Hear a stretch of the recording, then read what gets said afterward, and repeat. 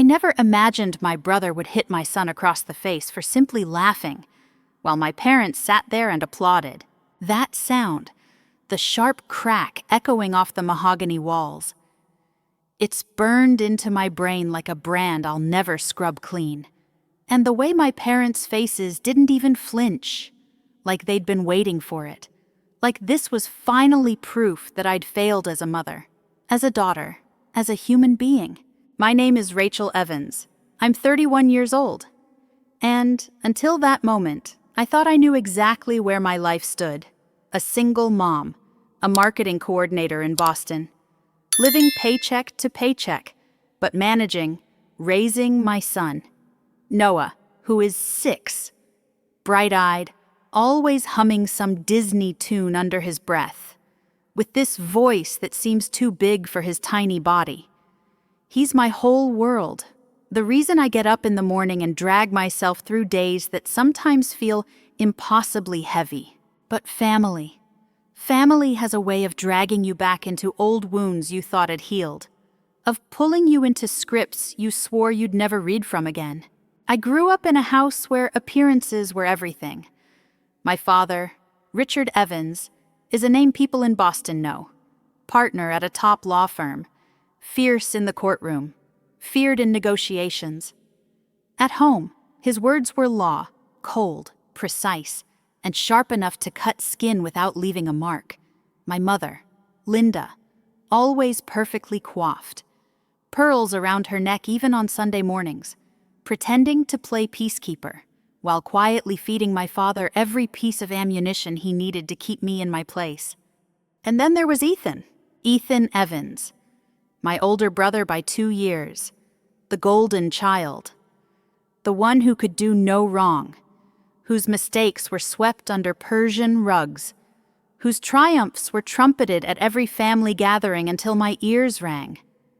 Ethan, the youngest VP of sales at Andover Investments in New York, charming, driven, ruthless in the way sharks are, sleek and deadly beneath the surface. Growing up, the line was always the same. Why can't you be more like your brother? And the answer was, because I wasn't him.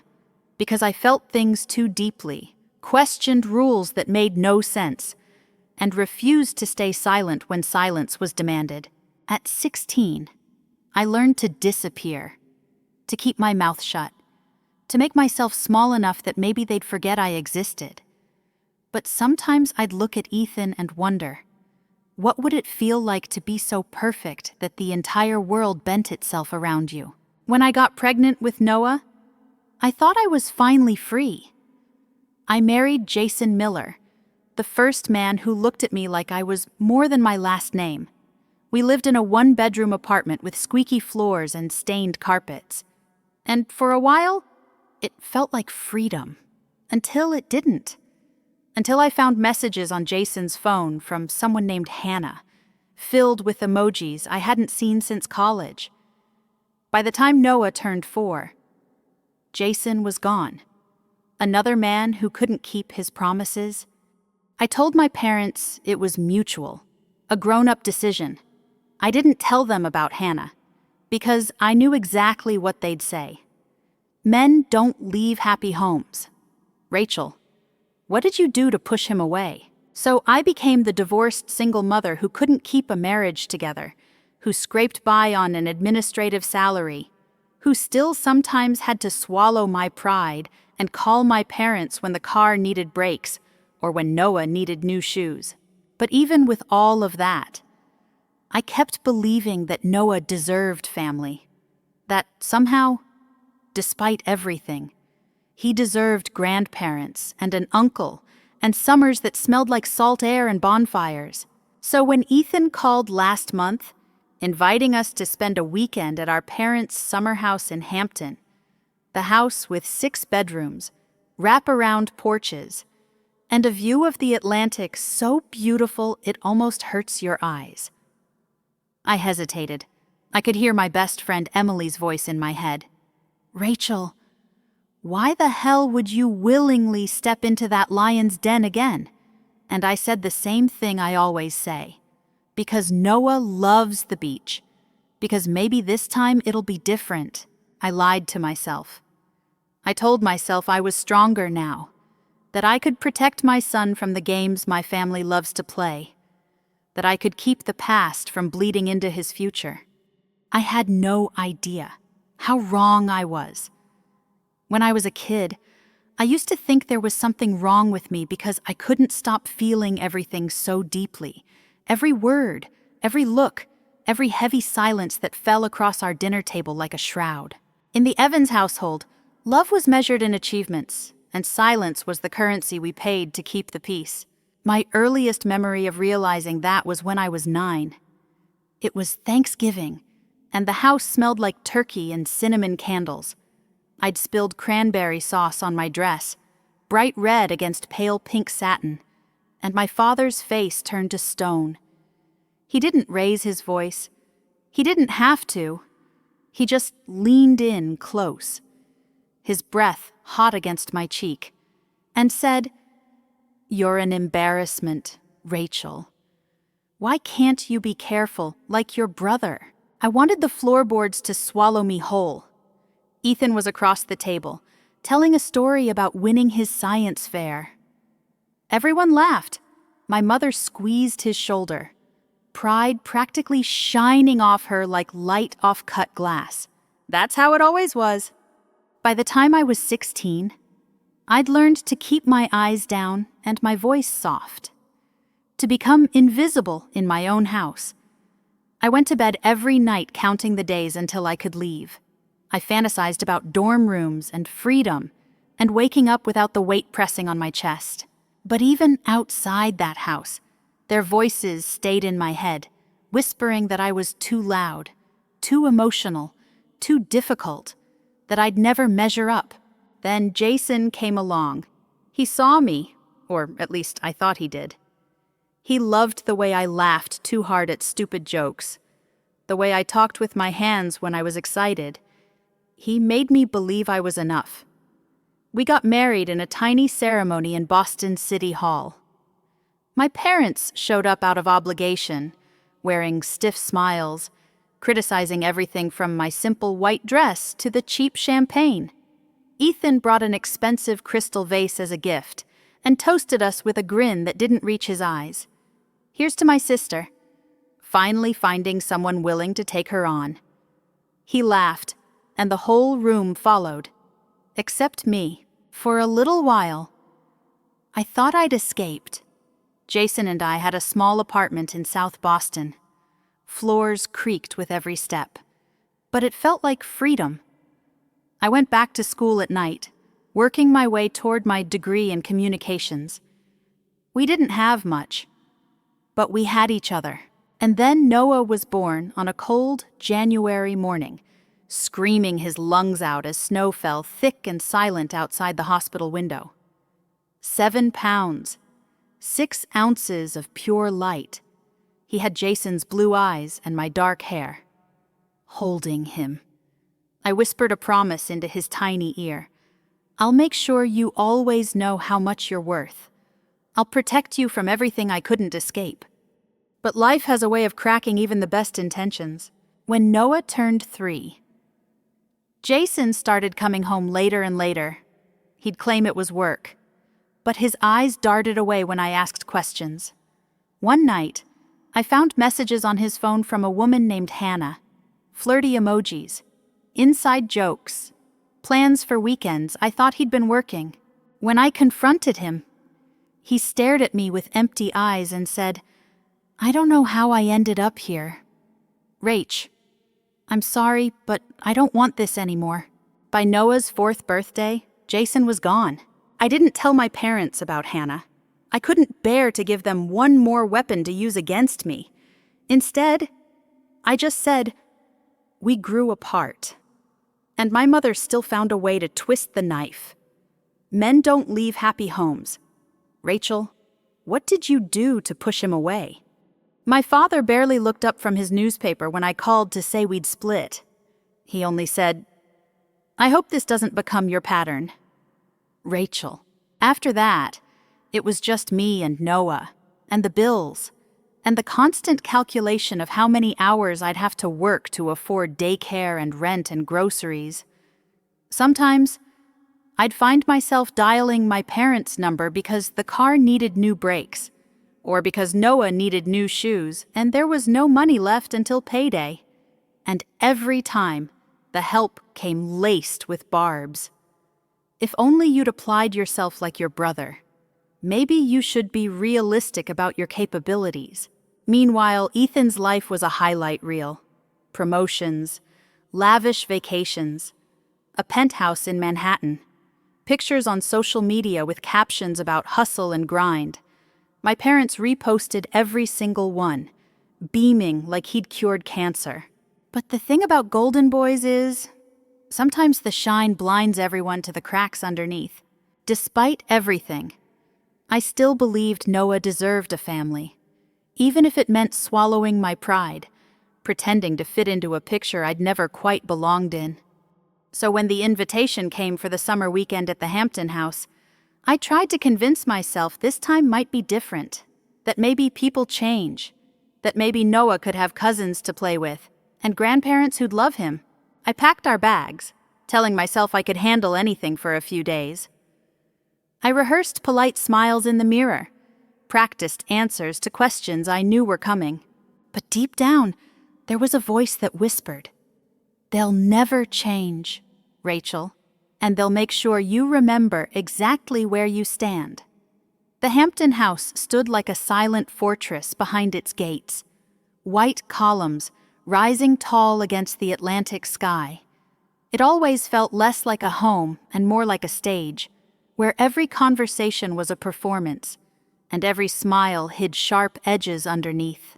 Noah pressed his face to the car window as we pulled up the winding drive, eyes going wide at the sprawling lawn, the trimmed hedges, the glint of the ocean just beyond the trees. "Mom, is this where kings live?" he whispered. "Something like that, buddy," I said, forcing a laugh, my knuckles tight around the steering wheel. Ethan's black Mercedes was parked front and center, gleaming like it had just rolled off the showroom floor. I parked my dented Honda behind it, feeling that familiar twist in my gut, the one that told me I was already in the wrong place. As soon as we stepped inside, the blast of cool air smelled like expensive candles and floor polish. My mother was there in linen slacks and a soft cashmere sweater, even though it was almost 90 outside. Her hair was perfect, not a strand out of place. "There you are," she said, lips curved into a polite smile that never quite reached her eyes. "We were beginning to think you'd changed your mind." "Traffic was brutal," I murmured, accepting her hug, stiff as cardboard. Noah tugged at my hand, bouncing with excitement. "Grandma, can I go see the ocean?" "Not yet, sweetheart. We have guests arriving, and we should all say hello," my mother said, voice gentle but firm, already pulling him into the script of good manners. Inside the great room, a wall of windows overlooked the water, sunlight spilling across polished wood floors. The smell of rosemary and garlic drifted from the kitchen, where caterers in crisp black uniforms moved like shadows. Heaven forbid my mother actually cook for her family. Richard, my father, stood by the fireplace, deep in conversation with my Uncle Robert, discussing market trends and property values. He glanced up just long enough to give me a nod, like a passing acknowledgement, before continuing his lecture about interest rates. And then Ethan appeared. He strolled in like he owned the entire coastline, wearing tailored navy slacks, a white shirt rolled up at the forearms, Rolex glinting in the sunlight. His grin was easy, confident, as he spread his arms wide. Well, look who decided to grace us with her presence. And little Noah. Man, have you grown? Noah ducked behind my leg, suddenly shy. "Hi, Uncle Ethan," he mumbled. Ethan ruffled his hair, a little too hard, the gesture just a hair away from roughness. "Don't be shy. Champ. Speak up." That's how you get ahead in life. Beside him was Sophie, Ethan's wife. Sophie had always been polite to me, though distant, like someone trying not to get pulled into the undertow. She wore a floral sundress and delicate gold jewelry, and there was something tight about the way she smiled today. "It's really good to see you." "Rachel," she said, pulling me into a quick hug. "Noah, your cousins are outside near the pool. You should go say hi." "Can I, Mom?" Noah's eyes lit up. "Of course, sweetie, just be careful near the water," I said, pressing a kiss to his hair before he darted off. As I turned back, Ethan was studying me over the rim of a glass of bourbon. "So, still working at that little marketing gig?" he asked, voice all fake curiosity. "What is it again?" "Assistant to someone important." I took a slow breath. "I'm a marketing coordinator. I manage projects and content strategy. And yes, still there. I actually got a promotion last quarter."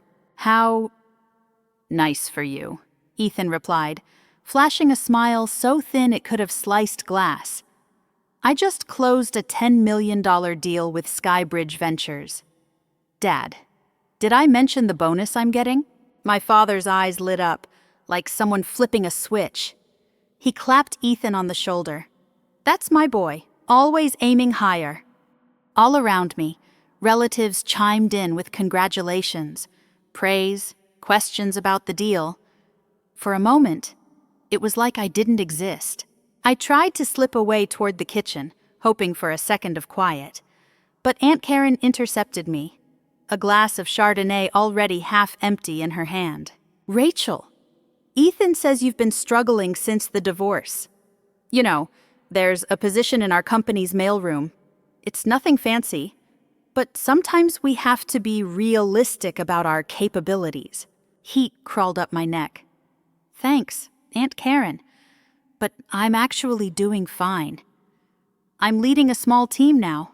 She patted my arm, eyes full of pity. "Well, the offer still stands." I forced a polite smile, my jaw aching.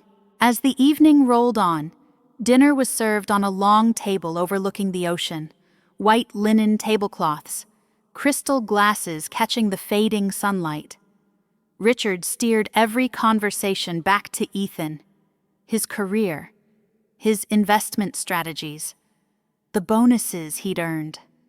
My mother threw in small criticisms, aimed at me between bites of perfectly roasted salmon. "Rachel, don't you think it's time you updated your haircut? Something more professional might help you move up." Or "Noah seems so spirited. Maybe a bit of structure would be good for him." Every word was a pinprick, small and precise. By dessert. I could feel Noah's absence beside me like a missing limb. I spotted him near the pool, trying to squeeze into a group of his cousins who were already rolling their eyes and edging away from him. My heart clenched. I'd brought him here thinking he'd find family. But looking at those polite, dismissive smiles, I realized I'd brought him right into the very same fire I'd spent my whole life trying to escape. And deep inside me, a voice I'd spent years burying started to whisper, "This will end the same way it always does. And this time, it won't just be you who gets burned." The morning sun was already blazing when I woke up to the sound of seagulls crying outside the window. For a moment, I lay there, listening to Noah's soft breaths as he slept beside me. His hair was a wild mess on the pillow, mouth open, one hand curled against his chest like he was still holding on to some secret dream. For that single quiet second, I let myself pretend we were anywhere but here. But the voices downstairs snapped me out of it.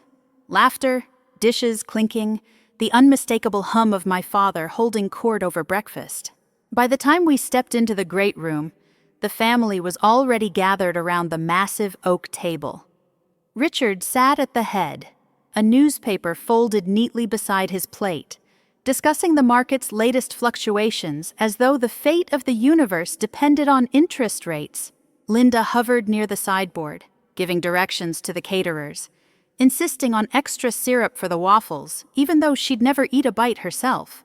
Ethan and Sophie were there, too, deep in conversation about a new investment property in Miami. Ethan's voice carried over everyone else's, smooth and sharp at once, like a knife wrapped in velvet. I offered a soft, "Good morning," and my mother pointed absently to the coffee station. "Coffee's over there. Rachel, Noah, sweetheart, the kids' table is by the window." Noah practically vibrated with excitement. He made a beeline for the kids' table, where Ethan's 2 stepkids were already sitting, fidgeting with their phones. I poured myself coffee, trying to steady my nerves. The first 20 minutes passed uneventfully. Conversation about real estate, the economy, Ethan bragging about his latest deal, while my father nodded along like a proud king. And then Noah started singing. It was soft at first, just a little hum under his breath as he colored in his Avengers activity book. But he was always like that, music spilling out of him without warning. Then he shifted into words, his sweet little voice rising over the soft clink of forks and knives. It's a whole new world, a dazzling place I never knew. He hit the chorus, his voice echoing through the cavernous room with its high ceilings and gleaming floors. At first, a few people chuckled. Linda gave a polite smile, but Ethan's jaw tightened almost immediately. His eyes cut to Noah like a laser sight. "Rachel," he said, his voice deceptively calm, "could you please make your kid stop? Some of us are trying to have a conversation." I felt heat flush my cheeks. "He's just singing. Ethan." "It's breakfast. He's 6. Ethan slammed his glass down so hard, bourbon splashed over the rim. "It's disruptive. We're talking business. Can you control him for 5 minutes?" Noah kept singing, oblivious, eyes shining as he hit the high note. Ethan pushed back his chair with a screech against the floor and stood up. "Ethan, don't," I said, moving instinctively. But Aunt Karen grabbed my arm to ask me about daycare costs. It was seconds, just seconds, and then I heard it.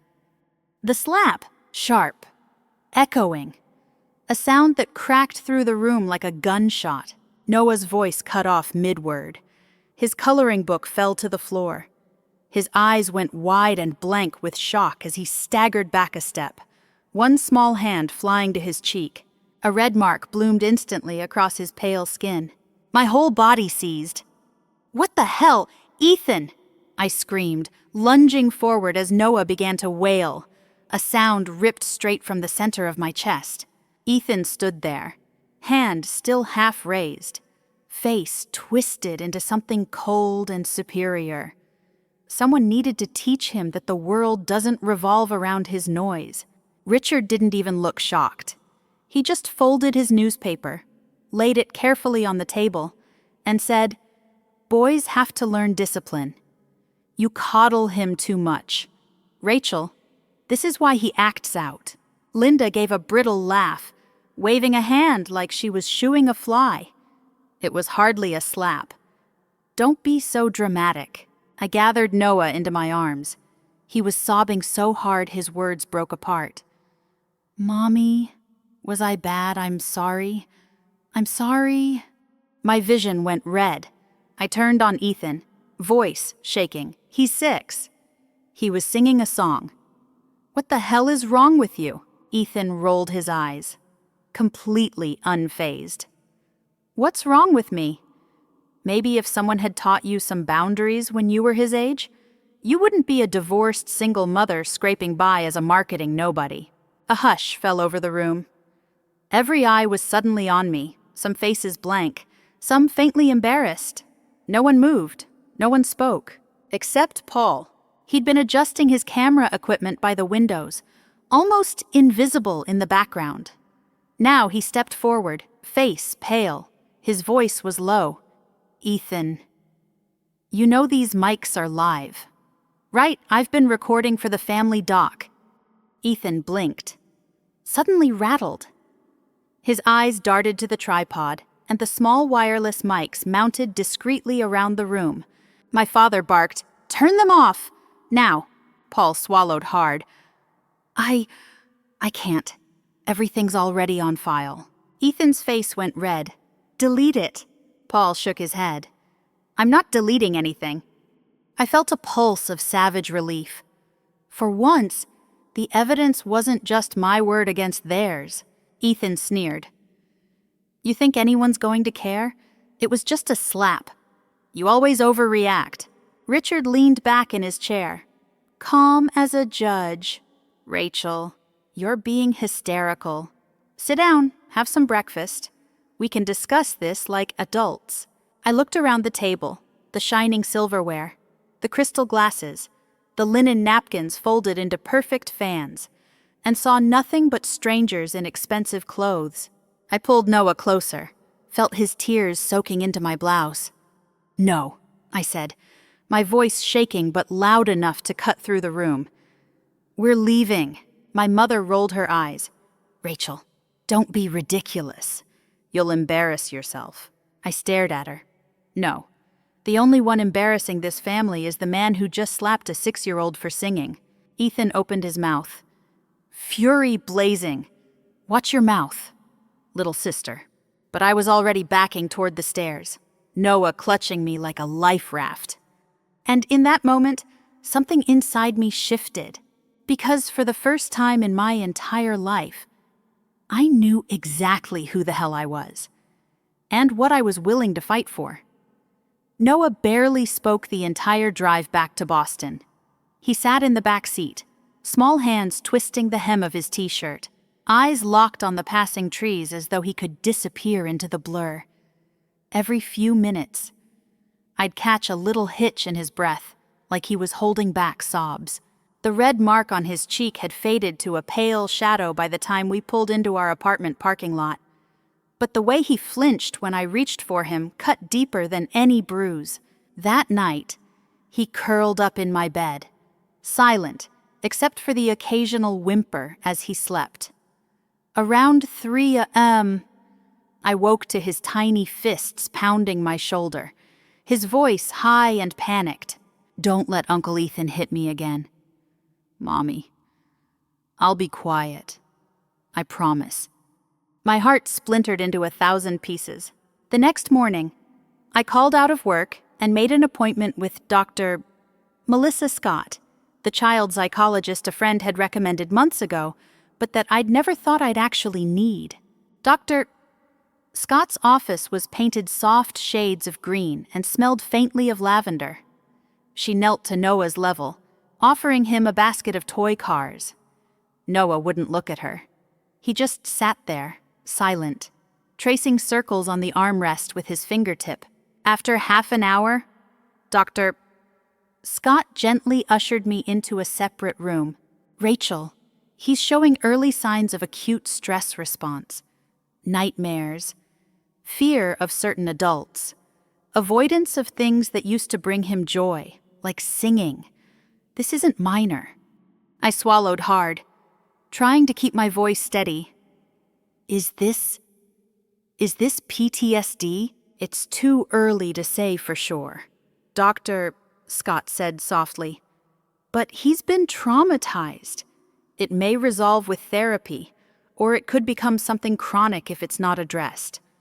The most important thing you can do is help him feel safe, and let him know none of this was his fault." I nodded, feeling like I was breathing through cement. I knew I should be focused solely on Noah, but every time I closed my eyes, I saw Ethan's face, cold, righteous, like he'd been perfectly entitled to strike my child. And the words my father had said, echoing in my skull, "Boys have to learn discipline." By the 3rd day back home, I was shaking with a fury so white-hot I could barely think.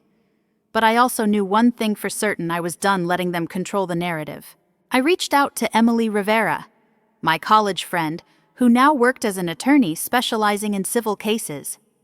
We met in a coffee shop near my office, the smell of roasted beans and steamed milk swirling around us. She listened without interrupting as I recounted everything: the slap, the comments, the way my parents tried to minimize it. And then I showed her the video clip Paul had quietly given me before I'd left the Hampton house. Emily leaned back, jaw tight. "Rachel, this is damning. Ethan hitting Noah. Your father defending it. Your mother laughing. Legally, it's assault on a minor. But the family relationship complicates things. And Ethan's lawyers would argue he was disciplining his nephew. I don't care about suing him," I said, my voice trembling. "I'm not looking for money. I want him held accountable. I want people to know who he really is." Emily tapped a manicured fingernail against her coffee cup. "Then the professional route might be your best angle. Ethan's in a senior role at Andover Investments. Right. Vice President of Sales," I said bitterly.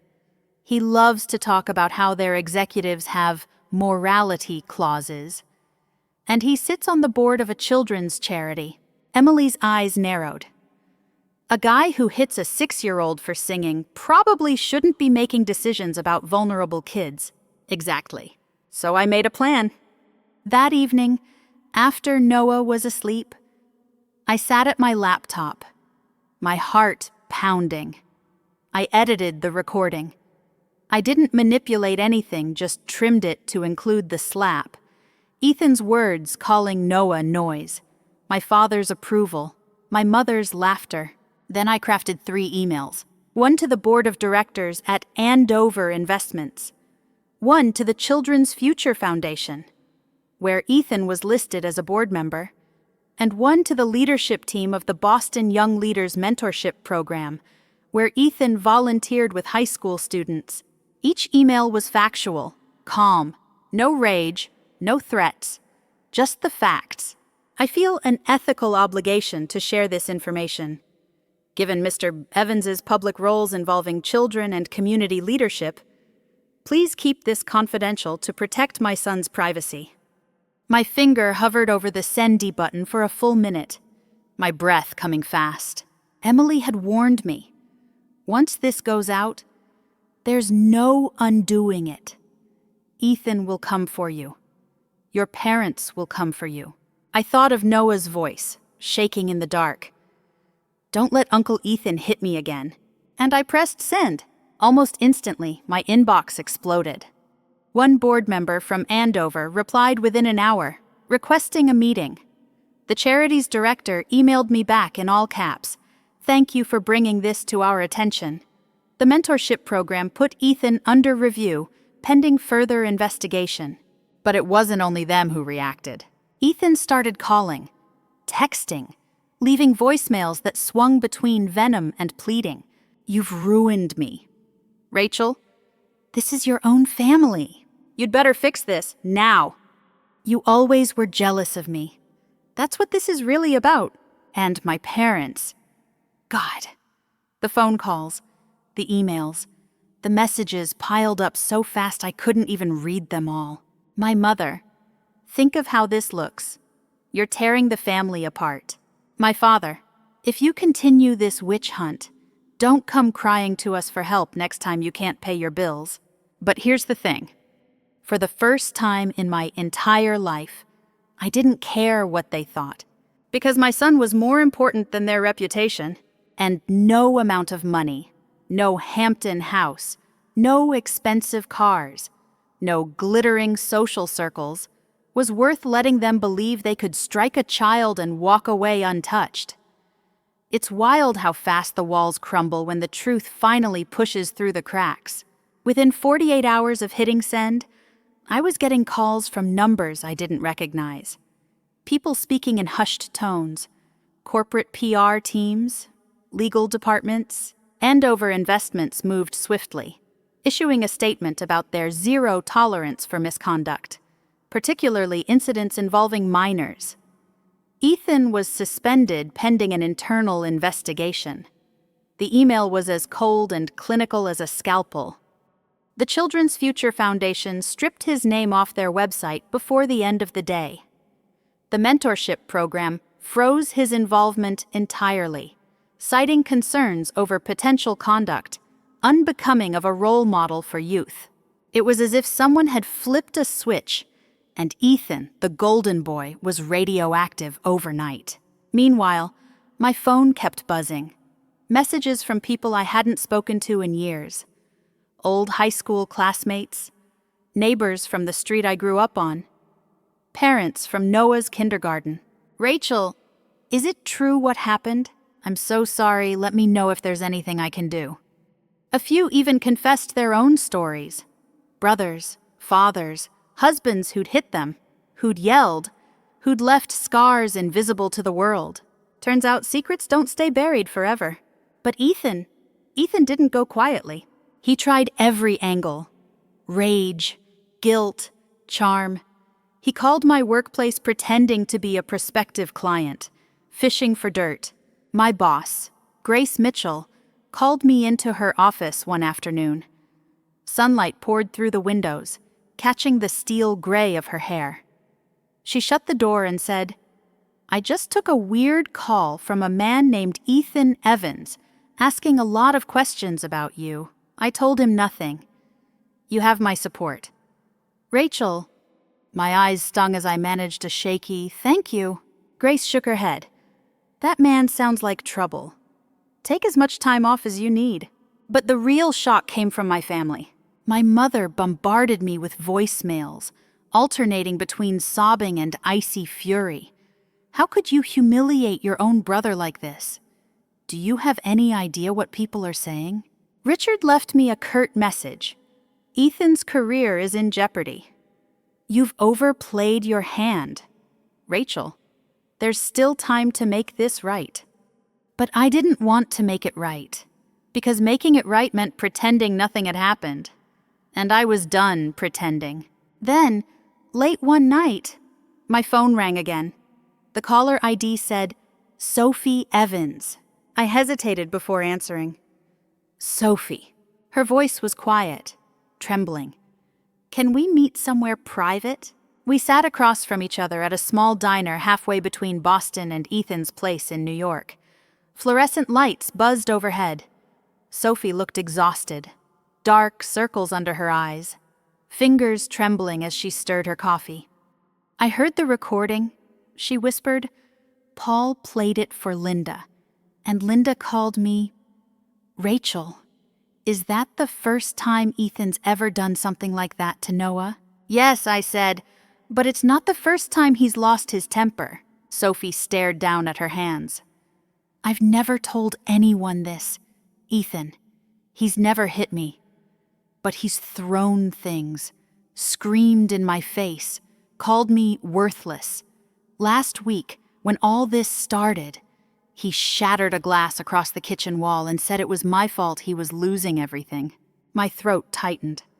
"Sophie, are you safe?" She looked up, tears filling her eyes. "I don't know anymore. For a long time. I thought, if I just stayed quiet, things would get better. But hearing him talk to Noah that way, hearing your dad defend him, I realized this is exactly how patterns keep going. One generation to the next." I reached across the table, gripping her shaking hands. "You don't have to stay. You deserve better." Sophie swallowed hard. "I'm staying with my sister for now. I'm thinking about filing for separation." My heart twisted. Part relief, part sorrow. "If you need help, you call me. Day or night." Sophie nodded. "I will. And Rachel, thank you for exposing who he really is, even if it broke everything." By the end of that week, family fractures were visible like fault lines on a map. My Aunt Karen, who'd always played Switzerland, called me in tears. "Rachel, I was there when Ethan slapped Noah. I can't pretend I didn't see it." Some cousins stopped responding to group texts altogether. Others reached out in secret, telling me they supported me but were afraid to say so publicly. Then, on Sunday morning, I got a call from my grandmother, Margaret Evans. Her voice was old but still edged with steel. "Rachel, enough hiding. I want both sides of this story. I'm calling a family meeting at my house next Sunday. 2:00 sharp. I started to protest, but she cut me off. No excuses. This ends now. As I hung up, a chill went through me. Because if there was one person who held the entire Evans family together, it was Grandma Margaret. And if she was summoning us all, this was about to get uglier than anything that had come before. Margaret Evans's living room smelled like lemon polish and old books. The high ceilings, the ornate rugs, the shelves filled with crystal figurines. It all looked the same as it had when I was a little girl, sitting on this same couch, knees trembling under my Sunday dress. But today, I wasn't a child anymore. When I arrived, the air was already heavy. My mother perched on the edge of the sofa, twisting a tissue between her fingers. Richard sat stiff and silent beside her, jaw clenched tight enough to crack his molars. Ethan stood near the fireplace, arms crossed, eyes shadowed and bloodshot. Sophie sat apart from him, her chair angled away, staring into her lap. Around the room, aunts, uncles, cousins, some whispering nervously, others staring at the floor. No one seemed to know where to look. Then Margaret swept in, leaning on her cane, white hair pulled back in a severe bun. At 85, she still commanded the room without raising her voice. "I've lived long enough," she said, voice crisp as winter air, "to see 5 generations of Evanses under this roof, and I have never been more ashamed than I am today." My father cleared his throat, trying to regain control. "Mother." "Be quiet. Richard," she snapped. "I've heard your voice plenty. Now I want to hear the truth." Ethan stepped forward, eyes glinting. "There's nothing to discuss. Rachel's blowing one little incident out of proportion. She's always been jealous of me." My laugh burst out sharp and bitter. "Jealous of what, Ethan? Your career, your car, your ability to hit a 6-year-old because he was singing too loud." He scoffed, raising his voice. It was a slap. "That's it? You've destroyed my life over one slap. I'm suspended from work. I've been kicked off the charity board. People I've done business with for years won't return my calls." Grandma Margaret turned toward him. "And whose fault is that?" Ethan faltered. "Rachel." Margaret lifted her cane and tapped it hard against the floor. "No, this is not about Rachel. This is about you. You struck a child. You insulted your sister. And you allowed your parents to laugh at your violence." Linda gasped. "Mother, don't talk to him like that. You don't understand." Margaret's gaze swung to her like a searchlight. "Eleanor Linda Evans, don't you dare tell me what I do or don't understand. I raised your husband. I know exactly where this behavior comes from." The room fell into a stunned silence. Richard stared at the rug, his lips pressed into a thin, colorless line. Margaret's voice softened, though it trembled. "When your father was a boy, my husband disciplined him so harshly it left bruises I pretended not to see. And I thought silence kept the family intact. I was wrong. Silence rots a family from the inside." My father finally lifted his head, voice hoarse. "Mother, I thought I was doing the right thing. Boys need discipline." "Not like that," Margaret said firmly. "You let your anger become righteousness. And now your son has done the same." Ethan's face twisted, panic flaring in his eyes. "I didn't mean to traumatize Noah. I was just trying to teach him respect. Then... Why?" I shot back, voice trembling. "Does my son wake up screaming in the middle of the night, begging me not to let you hit him again? Why did he stop singing, the thing he loves more than anything? Why is he afraid of loud voices and men in suits?" Ethan opened his mouth, but no words came out. Sophie spoke up, her voice a thin thread. I used to think Ethan was just passionate, intense. But last week, he smashed a glass against the wall and blamed me for his problems. I can't keep pretending. I'm filing for separation. Ethan jerked around to stare at her, eyes wide. Sophie, you can't be serious. She flinched back. I am. I can't live like this. And I sure as hell won't bring children into it. Linda began to cry, pressing her knuckles to her mouth. Sophie, please. You're tearing this family apart. Sophie's voice was quiet, but unshakable. No. Linda. Ethan tore this family apart the day he put his hand on Noah. Richard tried one last time. Rachel, surely you don't want your brother's entire future destroyed over this. I met his gaze squarely. I didn't destroy Ethan's life. He did that all by himself. And for once, the world knows it. Grandma Margaret let out a slow breath. Rachel, you protected your son. I should have done the same for mine. You have my respect. And in that moment, something shifted in the room. It was subtle, but real. A new line was drawn, not in blood, but in values. I could feel the balance tipping, and I wasn't afraid anymore. By the following week, word spread that Ethan had been officially demoted at Andover Investments, stripped of his VP title, moved into a non-client-facing role, a ghost in the same hallways he used to dominate. The Children's Future Foundation issued a public statement about ensuring the safety and well-being of children in all aspects of our mission. Ethan's name was nowhere to be found. Sophie moved into her sister's condo and filed papers for divorce. My parents tried to pretend none of it had happened, inviting me to dinner as though we might simply move on. But I told them the truth. There's no moving on without acknowledgement or accountability. Noah, slowly, began to heal. Dr. Scott worked with him gently, helping him reclaim his voice. One evening, as we sat coloring dinosaurs at the kitchen table, Noah looked up and whispered, Mommy, is it okay if I sing again? My eyes burned as I nodded. Of course it's okay, baby. It's more than okay. And so he sang.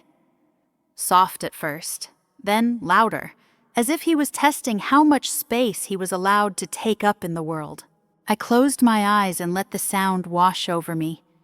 And for the first time in a long, long time, I felt free. I've replayed that day in my mind 1,000 times. The slap, the stunned silence, the way the sun kept shining through the windows like nothing had happened. And every time, the same thought echoes in my chest. Silence is where monsters thrive. For years, I believed keeping the peace was the right thing, that swallowing my pain made me strong, that speaking out would tear my family apart. But here's the truth I've learned, the one I'd carve into stone if I could. A family that demands your silence to protect their image is not a family worth protecting. When Ethan's hand struck Noah's face, he wasn't just hitting a child for singing too loudly. He was trying to teach him the same lesson our Father taught us, that love is conditional, that acceptance comes at the price of shrinking yourself down to fit someone else's comfort, that your voice should stay small and hidden if it makes powerful people uncomfortable. But my son deserves better than that. And so does yours. So does every child. I used to think protecting Noah meant shielding him from all pain. But the truth is, I can't protect him from every bruise life might throw his way. What I can do is teach him that he has the right to speak up, that his feelings are valid, that he's never too much, that nobody, family or not, has the right to hurt him and call it love. And I know I'm not alone. Since all of this happened, people have reached out to me, sharing stories that broke my heart, Stories of uncles, fathers, brothers, partners who used their fists or words to keep others small. People who'd been told for years, don't rock the boat, don't make a scene. It's just how families are. But here's the thing. Families don't heal through secrets. They heal through truth. And if telling the truth means shaking the foundations of everything you thought was solid, then so be it. Because your child's safety, your own dignity, your peace of mind, is worth more than any illusion of family unity. I want to share some of the lessons I've learned the hard way. Maybe they'll help someone else. Pay attention to your instincts. If something feels wrong, it probably is. Document everything. Words are easy to deny. Evidence isn't. Don't let anyone convince you you're too sensitive. That's gaslighting. Children are never to blame for adult tempers. Ever. Support exists. Therapists, support groups, hotlines. You're not as alone as you feel. Speaking out is terrifying. But silence costs so much more. If you're listening to this, and you've ever felt trapped between loyalty to your family and loyalty to your own soul, I'm here to tell you. You don't owe your silence to anyone, not even the people who share your blood. Noah sings again now. His voice fills our little apartment, echoing off the walls, sweet and fearless. And every time I hear him, it's like a part of me comes back to life too. Because the slap meant to silence my child ended up giving both of us our voices back. So I have to ask you, have you ever had to choose between keeping your family's secrets and protecting someone you love? What would you have done if it were your child, your sister, yourself?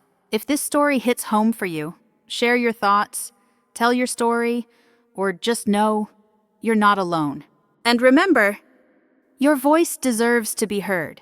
Your story deserves to take up space. And no one has the right to shame you into silence. Thank you for listening and for being brave enough to stand in the truth.